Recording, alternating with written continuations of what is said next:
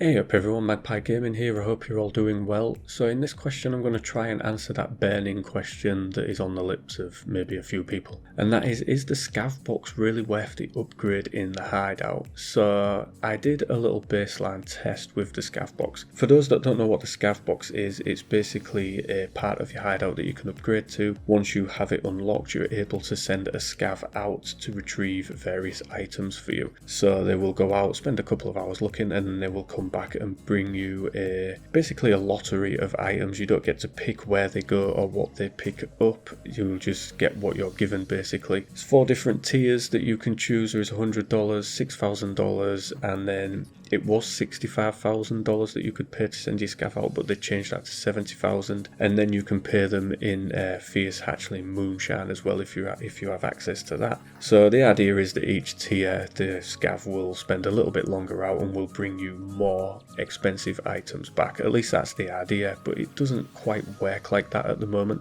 So I did a little baseline test with the 65,000 ruble category. Now I did 3 runs with a Scav. Between the second and the third run there was an update by Battlestate Games, and they actually upped the price to 70,000 rubles. Not really sure that the 5,000 rubles really makes a huge difference, but they've changed it anyway. So for the first run you can see on screen what I got. A couple of items. I got a weapon, a key. The unknown item was a suppressor, I think, for the MPX, and altogether it cost me 65 grand to send the guy out, and I got 54,000 rubles worth of stuff back. Now that is selling to the vendors, the traders, not into the flea market. I just went for the traders and went for the one that would give me the highest price on those items. So I was a little bit out of pocket on that first run. Second run, as you can see, Red Rebel Ice Pick there. Now dismissing that run was absolutely pants. Didn't make a great deal in that. I made 26,000 rubles, so that wasn't a good one. And moving on to the third one, the key I think was a Dorms Rooms key. It was only a really cheap key, a couple of thousand. So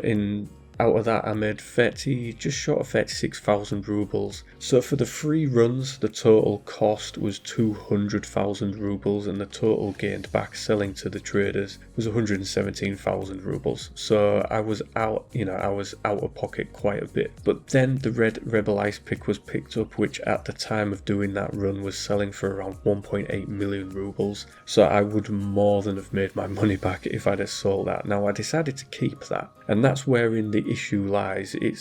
There's a lot of people out there saying, well, it's not really worth it, but it depends what you do with the items that you get back. The Red Rebel Ice Pick is useful, so I decided to keep that. I've had a lot of items back that I've decided to keep. There's been quite a few occasions where I've been able to put together a full fast MT helmet from the bits that are brought back. I've managed to build 2 of them so far, so there's just over 200 grand that I've made out of selling those back to the traders. But I think you're probably breaking even with it all of the time. You'll send the Scav out, you'll get a lot of shit back one time, and then the next time they'll bring you something back really good. I've done the Hatchling Moonshine one a couple of times. I've bought bottles of that off the market and used that one. Generally you get better stuff back with that level, and I've had flash drives, I've had armour, I've had pretty decent weapons. I've seen people getting good key cards back that are worth a couple of million for the labs, so it's kind of in the eye of the beholder of whether or not it's worth having this. I like it though. I think it's a good inclusion in the game. You've got a little surprise every couple of hours when your Scav comes back. Like I say, sometimes you just get a load of shit. You'll get random ammunition and a load of rubbish, maybe a wrench or some nuts, which actually sell for not bad money at the moment, but you're not going to make your 70,000 rubles back if that's the level that you've sent your Scav out at. So yeah, like I say, in the eye of the beholder whether or not it's worth it. Now this is the first iteration of the Scav box. I would assume that Battlestate are going to work on this a little bit more going forward. A couple of the things that I'd like to see added to it, I'd like to have the ability to choose what map the Scav goes to. Now obviously certain maps have a certain, higher spawn rate of certain things, so Reserve has more of the military grade like hardware and the electronics, things like that. I'd also like the ability to be able to choose a category of item that you send them out for. Now that does make it sound a little bit easy.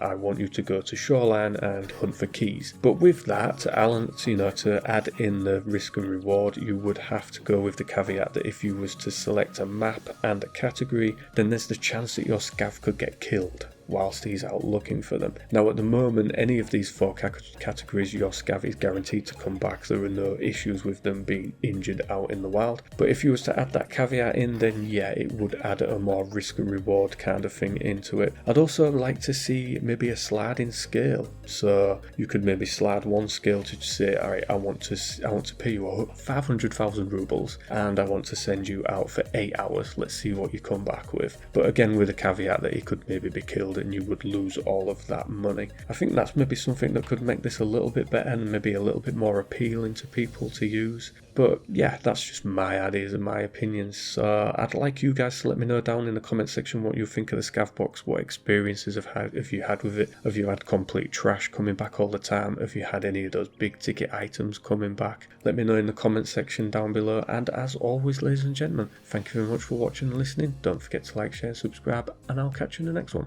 Take care.